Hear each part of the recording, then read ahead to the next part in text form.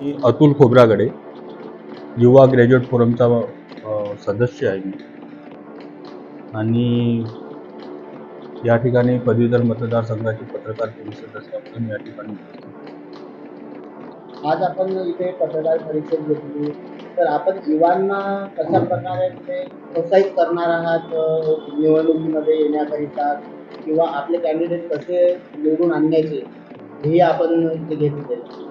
गेल्या 12-13 वर्षापासून नागपूर विद्यापीठ असो किंवा रोजगाराचा प्रश्न असो, तरुणांचे प्रश्न असो, मला तरी असं वाटतं की काँग्रेस आणि भाजप या पक्षांपेक्षा मोठ्या प्रमाणामध्ये आम्ही विद्यार्थ्यांचे आणि तरुणांचे प्रश्न उपस्थित केलेले आहेत. इव्हन विद्यापीठामध्ये सुद्धा तुम्ही बघा की विद्यापीठामध्ये सुद्धा आम्ही जी प्रायोरिटी विद्यार्थ्यांना आणि तरुणांना देतो ते त्या प्रमाणात प्रायोरिटी हे भाजप प्रणित उमेदवार किंवा काँग्रेस प्रणित उमेदवार देत नाही आणि त्यामुळे आमच्या विद्यार्थ्यांमध्ये किंवा तरुणांमध्ये मोठ्या प्रमाणामध्ये विश्वास आहे आणि त्यामुळे आम्ही विद्यार्थ्यांच्याच दृष्टिकोनातून या संपूर्ण याच्यामध्ये काम करत असल्यामुळे विद्यार्थी आणि तरुण मोठ्या प्रमाणामध्ये आमच्या पाठीशी आहेत. कॅन्डिडेट कशा प्रकारे आपण ठरवणार आहोत, काही तयारी वगैरे झालेली आहे. आम्ही त्या प्रकारचं उमेदवार कुठला उभं करायचं या दृष्टिकोनातून गेल्या 1 वर्षापासून काम करत आहोत. शेवटच्या टप्प्यामध्ये आलेले आहे. आम्ही उमेदवाराची स्क्रुटिनी करत उमेदवार हा एज्युकेटेड असायला पाहिजे, तो तरुणांसाठी लढणारा असायला पाहिजे, त्याला शैक्षणिक क्षेत्राची जाणीव असायला पाहिजे, त्याला धोरणात्मक प्रश्न हाताळता आले पाहिजे. असे पुष्कळसे असे क्रायटेरिया आम्ही ठेवलेले आहेत आणि त्या पद्धतीने आम्ही त्याची स्क्रुटिनी करत आहोत. नाहीतर आम्ही जर मुद्दे ठरवले किंवा हे जर पॅरामीटर ठरवले नाही तर ज्या प्रकारे भाजप आणि काँग्रेस उमेदवाराची म्हणजे उचलला आणि उभं केलं अशा पद्धतीत असते आणि जी अपेक्षा असते त्या अपेक्षेची परिपूर्तता होत नाही.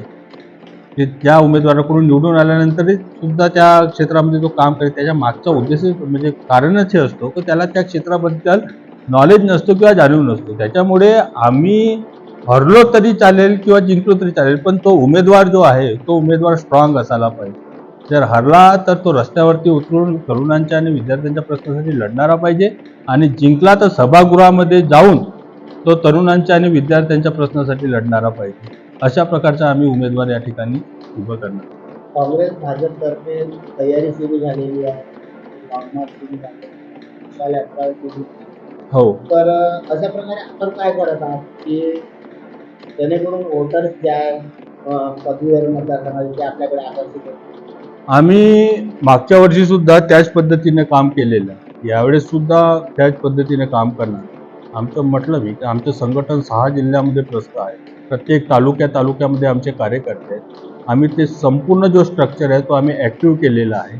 आता प्रत्येक म्हणजे तुम्ही कुठल्याही तालुक्यामध्ये म्हणजे इकडे जर वर्धा डिस्ट्रिक्टमध्ये पुलगावला गेले आणि तिकडे जर चंद्रपूर जिल्ह्यामध्ये जर तुम्ही कुठल्या तरी आपण वरोरा असो, भद्रावती असो किंवा गोंदिया जिल्ह्यामधला तिकडे आमगाव असो, सालेकसा असो या भागात जरी गेले तर आमचे कार्यकर्ते त्या ठिकाणी आणि ते अतिशय ॲक्टिव्ह पद्धतीने ते आता रजिस्ट्रेशनसाठी लागलेले आहेत.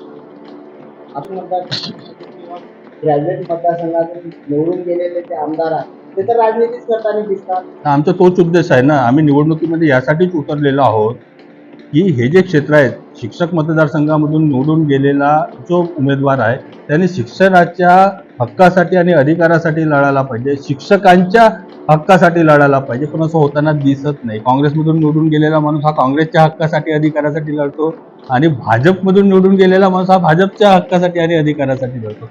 आम्ही या निवडणुकीमध्ये उतरण्यामागचा उद्देशच तो आहे की शिक्षकामधून निवडून गेलेल्या माणसाने शिक्षकासाठी लढायला पाहिजे आणि पदवीधर मतदारसंघामधून निवडून गेलेल्या माणसाने पदवीधरांसाठीच लढायला पाहिजे, त्याचा आवाज बुलंद करायला पाहिजे. आज युवा ग्रॅज्युएट तर्फे प्रेस देण्यात आली, तर काय सांगाल, आपले काय उद्दिष्ट आहे युवा ग्रॅज्युएट? सर्वप्रथम नमस्कार. मी राहुल हलवते, सिनियर सदस्य आहे राष्ट्रसंत तुकडोजी महाराज नागपूर विद्यापीठाला. आम्ही मागच्या वेळेस आम्ही निवडणूक लढवली होती पदवीधर मतदारसंघाची. त्याच्यामध्ये आम्हाला खूप छान एक्सपिरियन्स आलेला होता की ज्या नॅशनल लेवलच्या पार्ट्या ज्या संलग्नित त्यांचे सदस्य होते, उमेदवार होते, ते उमेदवार काँग्रेस प्रणित उमेदवार आणि BJP प्रणित उमेदवार यांना सोडलं तर सगळ्या नॅशनलाइज पार्टीचे जे उमेदवार होते ते खूप मागे पडले आणि त्यांच्या याच्यामध्ये जर बघितलं प्रमाणामध्ये तर आम्ही खूप पुढे होतो त्यांच्या. आणि आम्हाला असं वाटते की लोकांनी आम्हाला पसंत केलेलं आहे आणि होऊ शकते म्हणजे आता जे निवडणूक आहे त्याच्यामध्ये आम्ही जी पूर्णपणे ताकद लावत आहोत तर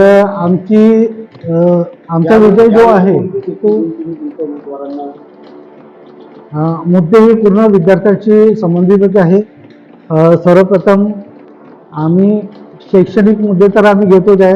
शिक्षणानंतर म्हणजे प्रत्येक विद्यार्थी जो शिक्षण घेतो आहे ते शिक्षण पुढे जाऊन त्याला व्यवस्थित रोजगार मिळावा या दृष्टिकोनातून ते घेतो. आणि आमचा मेन उद्देशच तो आहे की रोजगाराला जे विद्यार्थी आहे जे पासआउट झालेले आहे त्यांना रोजगार व्यवस्थितपणे उपलब्ध व्हावा. जास्तीत जास्त आपले पदवीधर किंवा ग्रॅज्युएट झालेले लोक जे आहेत ते मायग्रेट होतात.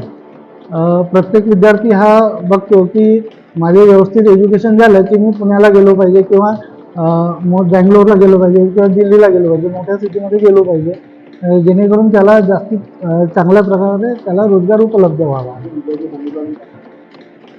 विजयाचे समीकरण असे आहे, सर्वप्रथम तर रजिस्ट्रेशन जास्तीत जास्त झाले पाहिजे. जेवढे रजिस्ट्रेशन करण्यामध्ये आपण यशस्वी व्हाल तेवढेच जिंकण्याचे चान्सेस आपले जास्त.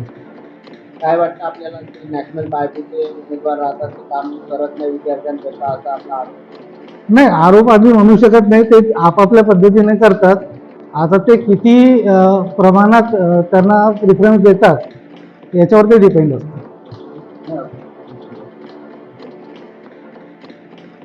अभिजित वंजारी साहेब बघा ते लोकांनी त्यांना पसंत केलं, त्यांना निवडून दिलं, परंतु मला असं वाटतं, माझं पर्सनल मत हे आहे की जवळपास 4 वर्ष ते गायब होते.